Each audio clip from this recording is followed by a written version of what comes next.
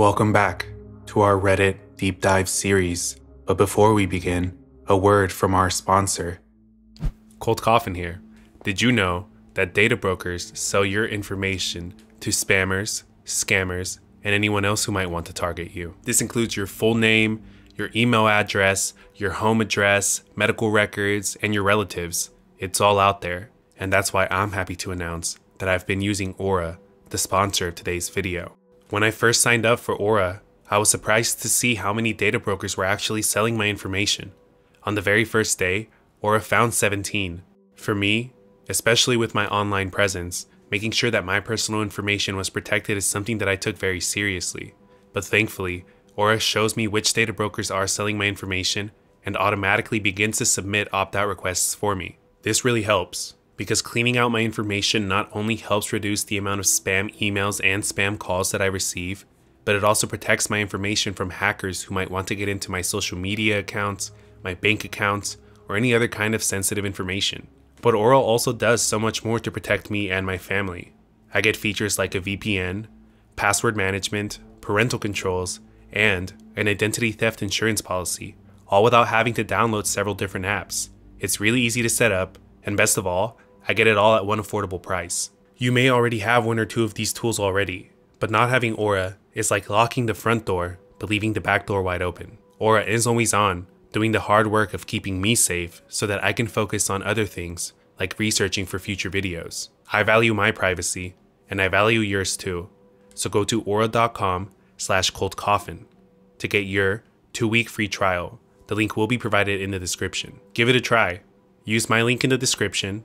That's aura.com/coldcoffin. It really helps the channel out, but most importantly, it helps you out. Now, back to the video.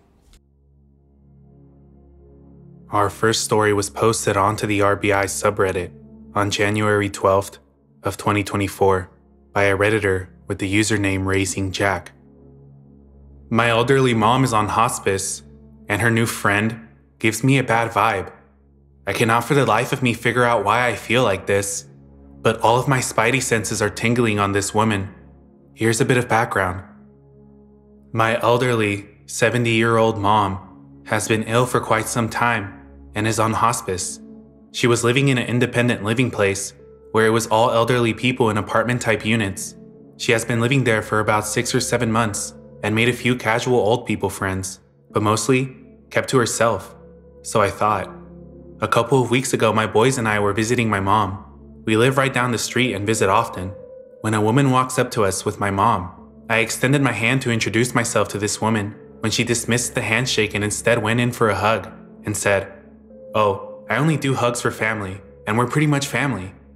Okay, a little weird coming from someone I've never met before, and also never even heard a single mention of her, but I pretty much brush it off, thinking to myself that she's probably just really lonely or something. I asked my mom about this friend, and she just says that they met there at the old people place, and she's been a really good friend to her. Great. I love when my mom has friends. It's important to have friends. But this woman just keeps giving me weird vibes, and I can't pinpoint why. A few things that seem odd to me. 1. My mom is moving to a more traditional apartment complex this weekend, and this new friend liked the apartment complex so much that she decided to move to the same place as well. Her apartment isn't ready yet, but she'll be moving to the same complex as my mom next month.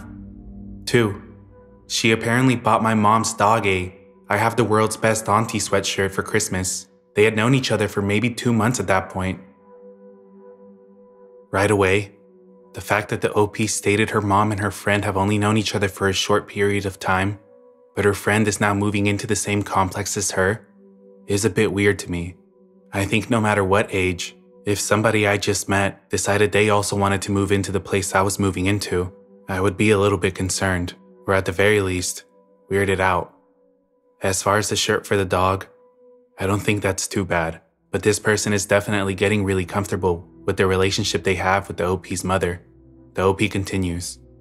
3. She called the other day. I don't really know why. I guess to give me her phone number and more formally introduce herself to me.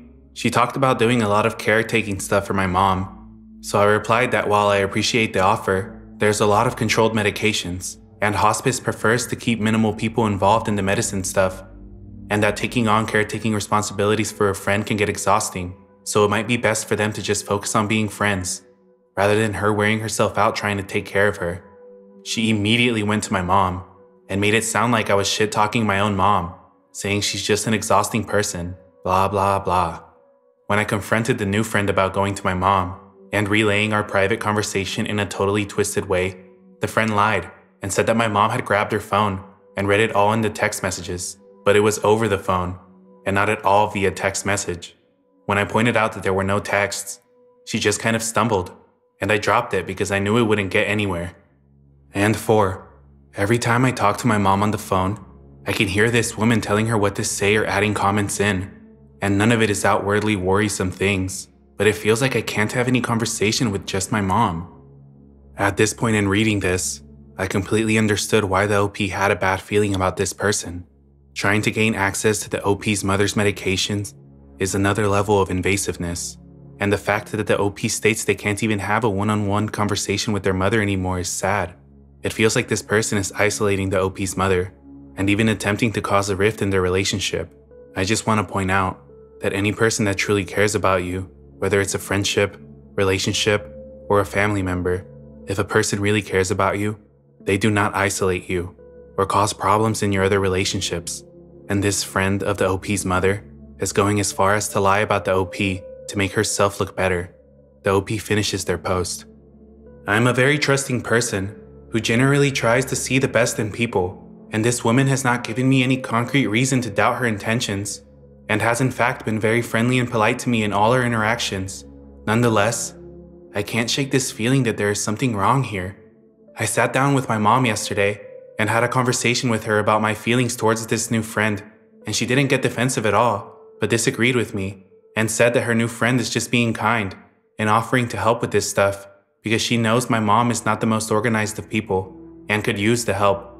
I begged my mom to please be cautious and take the friendship slow and to keep it simply as a friendship and let me, her actual family, handle caretaking stuff. Despite no changes in medications, my mom has been more confused lately and comes across to me like she's overtaken medication, but I only give her 1 dose at a time, and the rest is locked up at all times, so it isn't that. But just to be safe, since she's more confused lately, I took my mom's credit and debit cards, so no one can take advantage of her financially. Reddit, please help me figure out what this woman would have to gain in coming between my mom and I. If it isn't medication or money, I don't know how to do a background search, or if that's legal for any random person to do. But I did look this new friend up on a couple of websites, and all I learned from that is that she has a lot of also known as names, but I couldn't find anything else. I'll pay for a background search if anyone has a recommendation for a good one. Does any of this raise any red flags to anyone else, or am I just being too overprotective of my mom on this? Oh, I almost forgot. I called one of my mom's oldest and closest friends the other day and asked her if she had met this new friend, and if so, what was her impression? She said, "Honestly, I don't know why I feel like this, but I just get a bad feeling about her. I just feel like she's up to no good." Hearing this made me feel better in that I'm not the only one to pick up on something, but I don't know what, if anything, to do about it all. As I said earlier, I think the OP is completely valid in being concerned, especially since the elderly are frequently targeted for scams due to their often more trusting nature and the fact that many have retirement funds, social security checks, or other types of wealth. Because of this, there is even a large number of hospice/elderly care institutions that take advantage of these people. Now, I would like to point out that the OP does not mention the age of her mother's friend, but seeing as how she was in the same independent living facility as the OP's mother in the beginning, I would assume that she is within or around the same age group as the OP's mother, but most likely a little bit younger. The top comment would come from a Redditor by the name Wrestle with Pastry, and they would link a podcast episode from The Opportunist where they tell the story of a woman named Kimberly Smith. To summarize, Kimberly was a caretaker to 78-year-old Goldie Robinson and 67-year-old Arthur Sheldon. Kimberly would help them in their day-to-day activities, ensuring they were feeling okay, administering their medication, and even had control of their bank accounts. In January of 2009, Arthur disappeared without a trace, and in 2010, Goldie also disappeared. There was one person, however, who was connected to both of these people. That's right, Kimberly Smith. Up until 2010, Kimberly would just tell anybody who asked about Arthur or Goldie excuses for why they were not around, but this would all end when the police would find the bodies of both of the victims buried on Kimberly's property. Kimberly, her son Adam, and her daughter-in-law Crystal were all arrested. Despite this, the three were not charged with murder. They were instead charged with identity theft and exploiting the elderly charges. Judge Joseph Smith would say this during Crystal's sentencing: "No one has any proof that you were involved in the suspected homicides, so I should treat your case as a run-of-the-mill theft." Kimberly will serve 15 years in prison, followed by 10 years of probation. Her daughter took a plea deal and was sentenced to 3 years behind bars. While this may not necessarily be the same case as ROPs, this is a real example that shows that there are evil people out there who will take advantage of anybody. Another Redditor by the name SleepyCat96 would advise the OP to get some cameras set up in her mother's apartment. "Can you set up a nanny cam in her apartment just to see what this other woman says or does while she is there? I actually ordered some cameras today and a picture frame to hide them in. They come in tomorrow, and I was going to hide them in the new apartment. I feel like it's violating my mom's privacy, but I just don't know what else to do." A lot more Redditors would chime in with advice and thoughts on the situation, but thankfully, on February 26th, just 2 weeks prior to the recording of this episode, Raising Jack would come back to the RBI with an update. "Thank you so much for all the responses and heartfelt advice. I'm so sorry to have been MIA for so long after I originally posted, but it's just been a lot. I needed to take a beat to take it all in and deal with the punches from real life that kept coming my way. Immediately after I posted last, I went to talk with my mom. I explained my concerns and she agreed to the 2 cameras I put in her apartment. On moving day, I was out of the apartment for a few minutes taking my kids back to my house when I logged into the camera app to test out the settings. I overheard my mom and the friend talking about me. It was not very nice, and very much seemed like the friend was just teeing things up to come between my mom and I. My mom was playing right into it. The friend, I'll just call her F to make it easier, was gone when I got back to the apartment, but I got into it with my mom. I was crying, telling her how hurtful it is to hear my own mother participating in a negative conversation about me after everything I do and have done for her.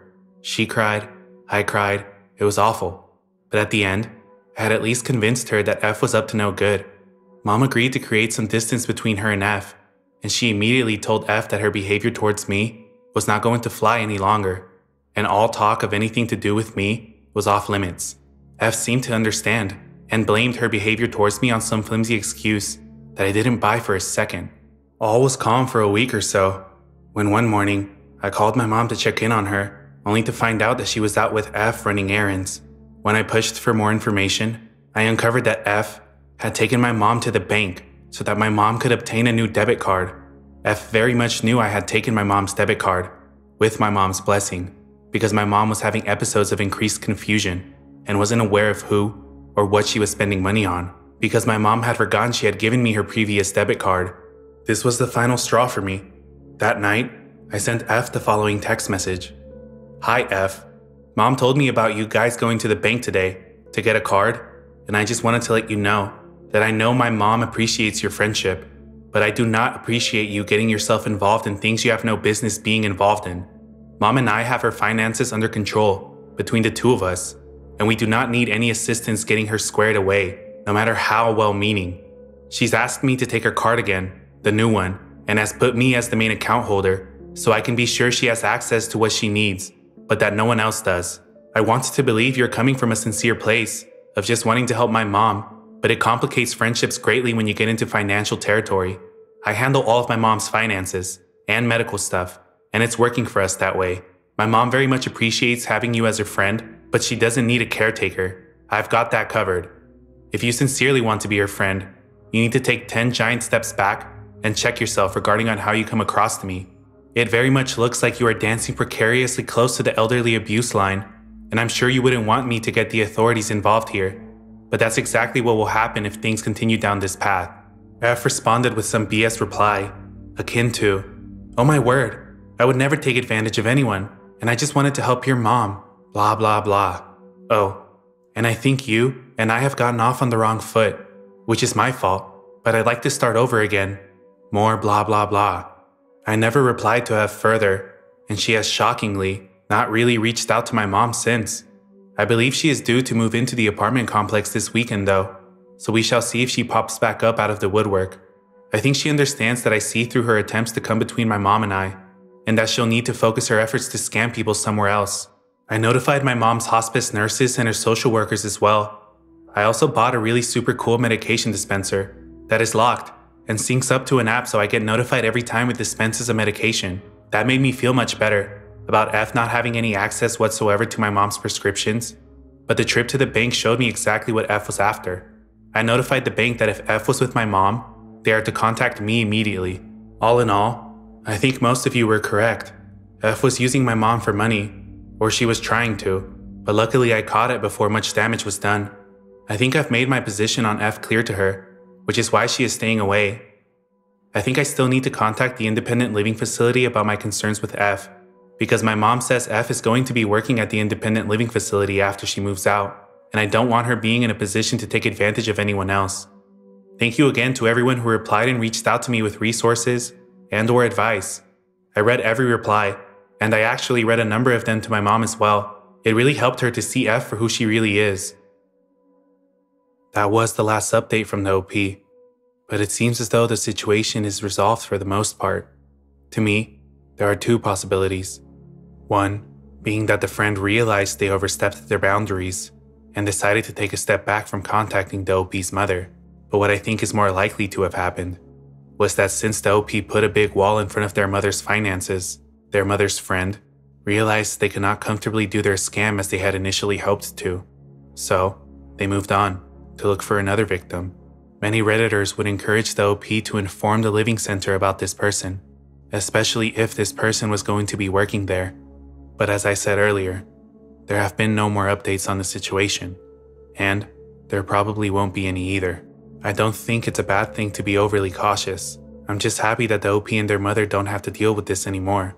And I really hope that because of the OP's efforts, that this person leaves them both and anybody else they were thinking of taking advantage of alone.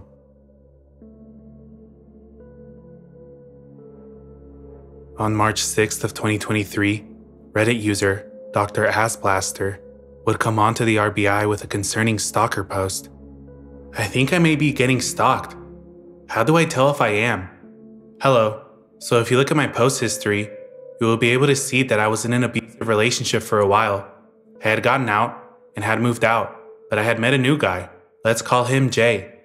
Now I had downloaded a dating app and quickly deleted it after realizing it was a dumb decision, and I wasn't ready for a relationship. I had met a guy Jay on there, and he seemed pretty nice.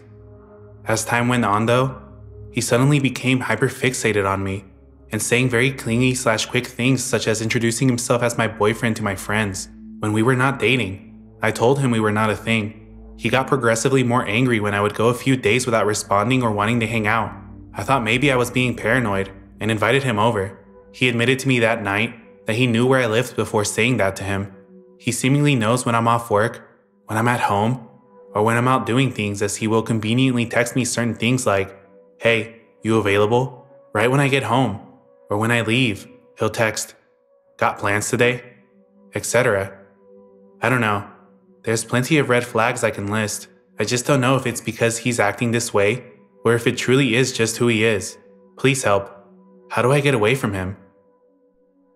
The OP mentions that Jay seems to know exactly when the OP gets off work, is at home, or even when they leave. Either this person is in the area and watching, or are somehow able to track the OP's location, something that a commenter by the name Snarky Beanbroth would mention.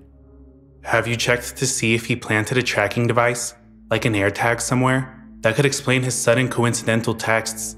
I don't have personal experience with those, but I understand you can detect them with an Apple device, and there's an app if you use Android. Here's an article from Wired about AirTags. Yes, he sounds like a walking parade of red flags.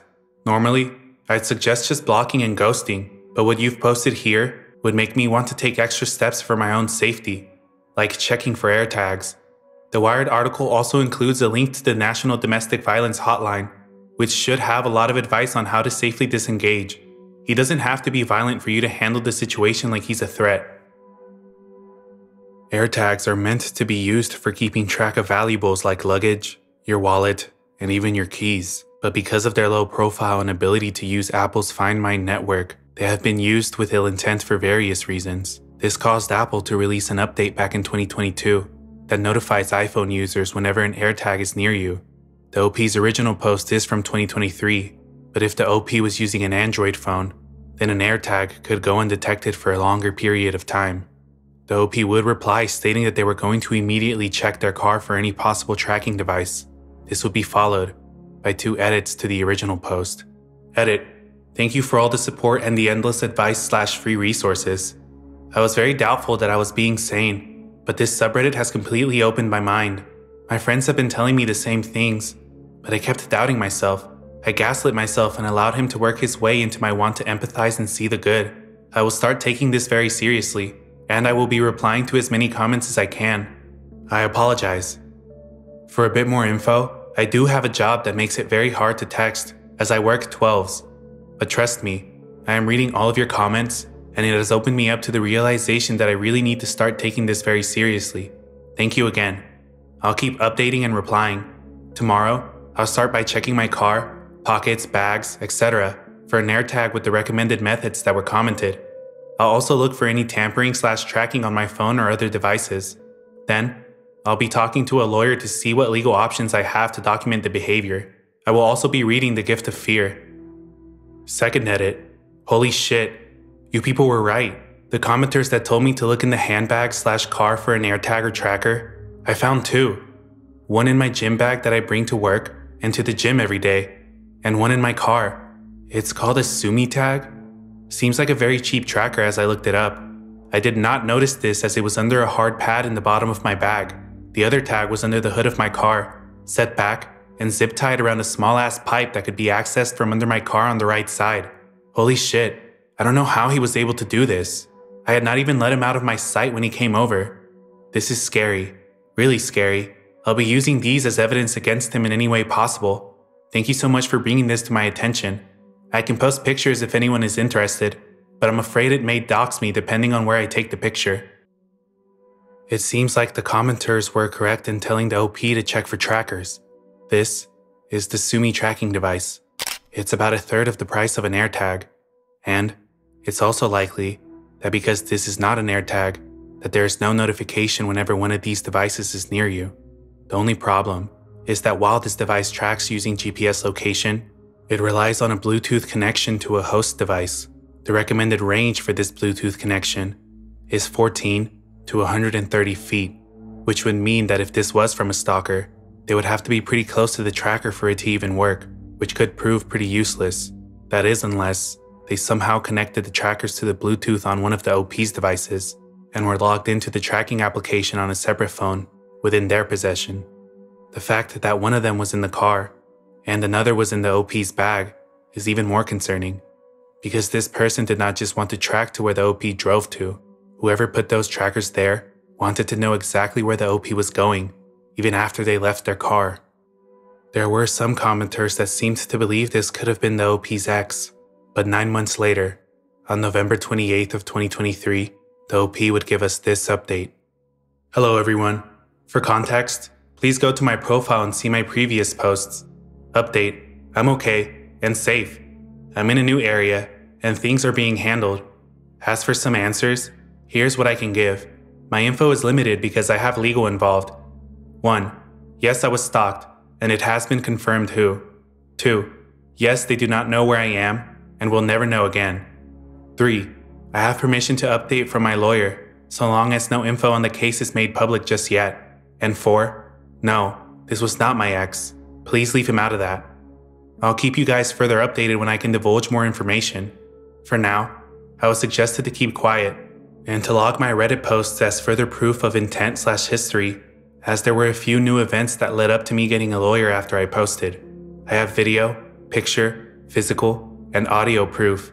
I have everything in order, and once it's settled, I will be able to post my story and possible evidence, so long as I do not disclose any personal details on who he is and where he is.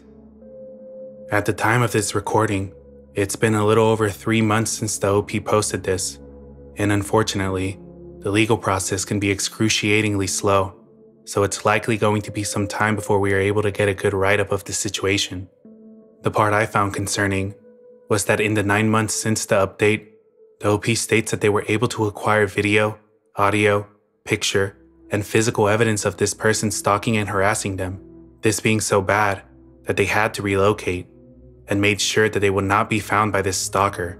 The important part is that the OP is safe now, and hopefully, when this is all over, they will come back to tell us what happened during that 9-month time gap. Till then, that's where the story ends, but I can assure you that if there is an update in the future, we will cover it. In the meantime, make sure to check your car, your bags, and any other belongings, because you never know if somebody is tracking your every move. Our final post was posted by a user with the name Def Lemon, who came onto the RBI on February 16th of 2024 with the hope of getting answers for as to what could have happened to their friend. My friend went missing in June 2020. His skeletal remains were found 1 year later. Police never told his family he had called 911 and stated his location. We would have gone there to find him. He could have still been alive. My friend, Kyle Donovan, went missing in June 2020. A missing persons report was filed the next day in the city of his residence, Olathe, Kansas. A little over a year later, his remains were found by a KDOT employee. Because of COVID, DNA identification was behind. Though the officers told his family that based on the items found, they were 90% sure it was him. At the time, the police also informed his mother that he had placed a 3-minute 911 call the night he went missing. He clearly states his location, but they never went to look for him. They didn't cross-reference the missing persons report with the unresolved 911 call so that they could have given his mother his actual location. We searched on foot and with a drone for him, where he had told his brother he was prior to his 911 call. That place, a bridge over the Kansas River, is within seeing distance of his final resting place. We were so focused on the river because that's where he said he was when he talked to his brother earlier. They even threw a 90-pound feed bag off the bridge to watch in which direction it went. If KCPD had told us about the 911 call, when the missing persons report was filed, we could have gone directly to him. He could have still been alive. Here's a link to a video with portions of the 911 call. It took 8 months from the time of his body discovery to finally get positive DNA results, but the medical investigator ruled his cause of death as inconclusive, even though he clearly states, "They are trying to kill me" in the audio. Something is just so wrong about this. I don't understand how this happened. The police won't give his family any more information because it's an ongoing case, but not a murder investigation, so why the secrecy? It would be extremely helpful to hear any theories or even similar cases from that area. He went missing in Kansas City, Kansas, and his missing persons report was filed in Olathe, Kansas. You may come across some information about him possibly having schizophrenia.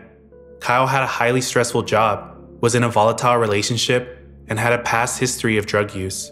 Kyle's mom tried to give every bit of information she could when filing the missing persons report, but deeply regrets ever mentioning that he may have had mental health issues. He had experienced a bout of psychosis years prior that may have been drug, alcohol, or stress-related. His mom blames herself for the possibility of creating a bias against him and thinks his case may have not been prioritized due to her statement. Please, feel free to Google his name, Kyle Chase Donovan, for more information. Sheree Honeycutt with Fox 4 Kansas City has been a great advocate for him, and there are several stories/videos she has produced with good info too. Thank you. Firstly, the OP does link a portion of the 911 call that Kyle made. However, later in the post, they provide the full call with personal information edited out. So, I will be playing that version of the call when we get a bit further down. Secondly, I spoke to the OP, who clarified the speculation surrounding Kyle's mental health. They informed me that it really wasn't the issue, and he was never formally diagnosed. His mom was just trying to give as much information as she could, and it just kind of slipped out that he had had one brief bout of psychosis many years prior that could have been perceived as schizophrenia. I myself am very close to a person who has been through an episode of psychosis, and can say that an episode of psychosis does not always mean a person has schizophrenia. Our OP does admit to Kyle's past drug and alcohol use, and even informed me that they believed this situation could have had more to do with this and not a schizophrenic episode. This is somebody who was close to Kyle and would have been able to tell if something wasn't right. So it's sad to see how the media immediately jumped to insert that Kyle had schizophrenia and was not taking his medication on his missing person reports, without first verifying if this was true. The OP also provides links to multiple articles about Kyle's disappearance. They will be linked below if you would like to read them yourself. In a future update, the OP would provide us with Kyle's full 911 call. I have published the full 911 call to YouTube for you all here and removed the personal information it contained. Please, go have a look at the video. Thank you.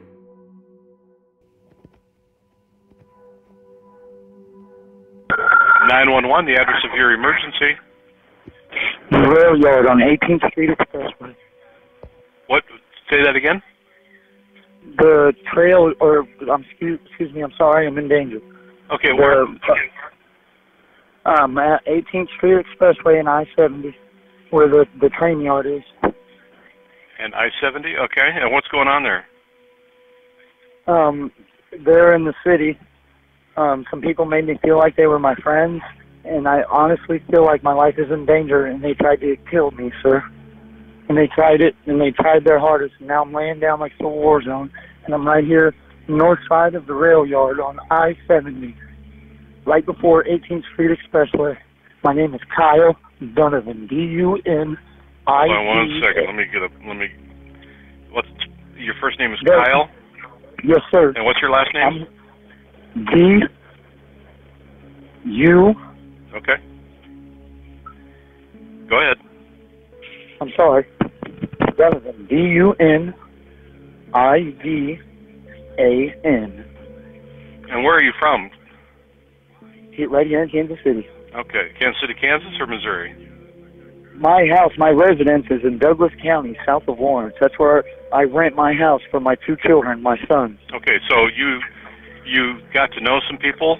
Yeah, because I'm trying to leave my wife after 10 years because she won't stop pressing my buttons, and I'm sick of my boys seeing us fight. So I tried to get away from them at work.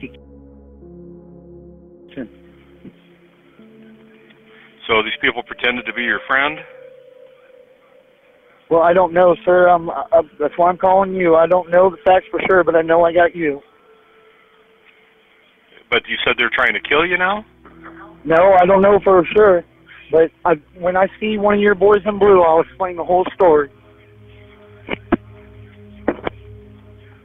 Okay.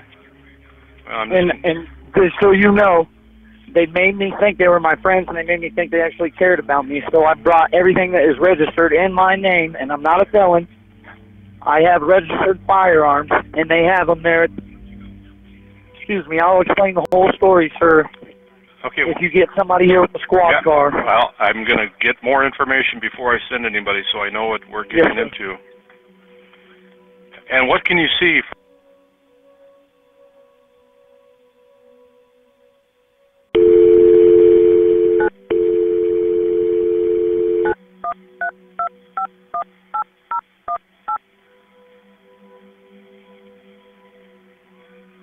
Please leave your message for Kyle. Sorry, mailbox is full. To send an SMS notification, press 5.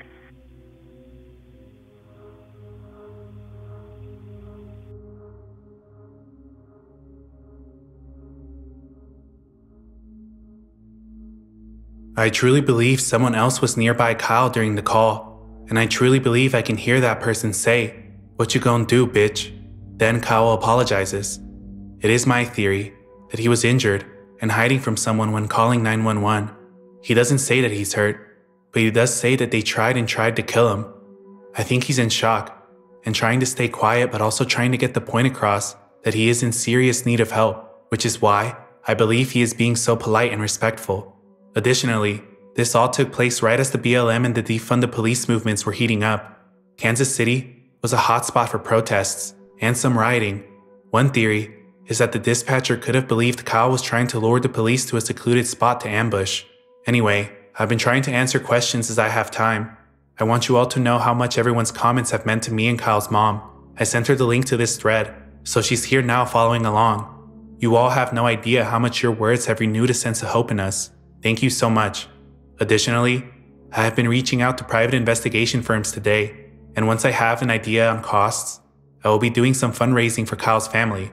I likely won't be able to post a link here, but you can check my profile for info if you would like to help. Kyle's family was not given access to the Victims of Violent Crimes Fund in our state because his cause of death was ruled inconclusive, with no pending murder investigation. Thank you all again. At the time of his disappearance, Kyle was only 31 years old, and in the 911 call, he sounds calm and respectful to the operator, despite being in fear for his life. The OP also mentions that it sounds as if somebody is with him, so I cleaned up and enhanced this section of the audio. This was the result. I have registered firearms, and they have them there.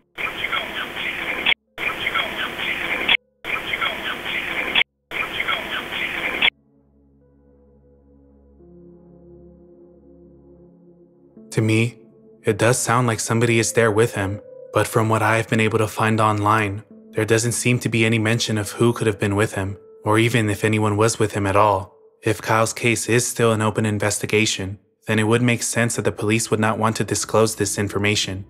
The OP does note that around this time Kansas was experiencing a lot of protests as a result of the BLM and the defund the police movements.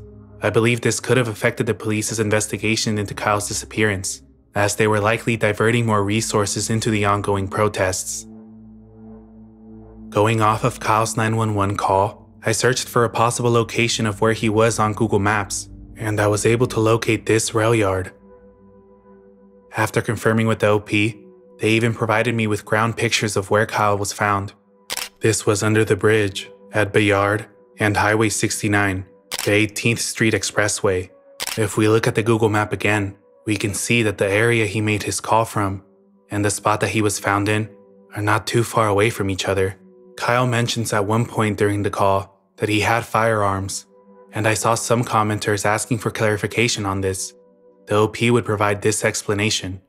He took them to the house he stopped at, a coworker's house, in a work truck, and left on foot without the guns or his money from there. He called his brother from the 18th Street Expressway bridge, but then must have wandered down to the train yard near Bayard Avenue when he placed the 911 call. Some Redditors would state their suspicion that Kyle's coworkers could have had something to do with his disappearance, to which the OP would inform us. The coworkers were questioned and told PD that Kyle gave them all his money and guns and was acting crazy, then left on foot. I do not believe Kyle was under the influence during the 911 call or having any kind of mental health crisis or episode. I knew him. We were teenagers together, and I have seen him and know his behavior while under the influence. His voice and tone doesn't give me any indication that he was fucked up during the 911 call. I do not know what became of the guns, or if they were swabbed for residue. I think not, because they weren't questioned until after his remains were found. A year later, Kyle was leaving his wife. That is why he had his belongings with him when he went to their house. He was possibly planning on staying there, and this was the first night he had been there when things went south. If I remember correctly, the people had already moved out of that house by the time his body was found. The work truck had been returned to the owner. He first attempted to contact family for a ride. He did not mention to the brother that he did get a hold of that he was in danger. He mostly discussed the fight he had with his wife and being fed up. This was also mentioned in the full 911 call, which was not included in the news segment. Kyle's brother told him to call their mom or other brother for a ride, as he had to be up early for work. Kyle attempted to call them, but they were both asleep. I believe an hour or more passed before he finally placed the 911 call. The dispatcher appeared to become hesitant to send a car to his location as soon as Kyle mentioned the guns, but the call was ended shortly after the dispatcher said so. He says, Okay. If you get somebody here with a squad car. Well, I'm going to get more information before I send anybody so I know what we're getting into. And what can you see?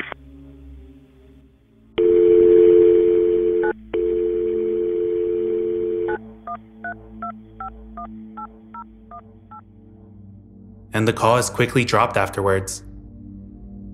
I think the police's initial response to Kyle's disappearance was horrible, because if his coworkers did have something to do with it, then they would have had a whole year to get a story together and clean up any evidence before the police even interviewed them. The OP does state that Kyle and his partner at the time were going through some things, So if he did have to leave his home with all of his belongings, it's very possible that he could have trusted his coworkers with his property, since at the time he did not have a place to store it himself. This would explain why Kyle gave his coworkers his guns and his money. The situation with his partner could also explain why Kyle's coworkers believed that he was not in the right state of mind, as he was more than likely in a very emotional state. There are also some theories floating around that Kyle could have had a run-in with some bad people prior to making his 911 call. This would explain when he mentions that people were trying to kill him, and even tricked him into thinking they were his friends. One of the saddest parts about this story to me is that Kyle had attempted to call his family multiple times, but unfortunately was not able to get anyone to him before finally deciding to make that 911 call, which would be the last time anyone would ever hear his voice again. Currently, at the time of this recording, it has been almost 4 years since Kyle made that call, but we still do not have the full answers for as to what really happened to him. Our OP has done an amazing job by actively searching for these answers and getting Kyle's name out there. In situations like this, it is up to us, the public, to bring attention to these cases where the victims are not treated with the dignity that they deserve, in hopes that one day the truth can come to light. I will be pinning a link to a GoFundMe page for Kyle's family in the comments, and if you are able to, I highly encourage you to donate. For now, that is all, but I believe that by telling Kyle's story, we are able to keep his memory alive, and hopefully put pressure on the police and truly get down to the bottom of what happened to him. That's all for this video. You can follow our OP's Reddit posts in the description for potential future updates. Again, if you can, check out the family's GoFundMe. And as always, thanks for watching.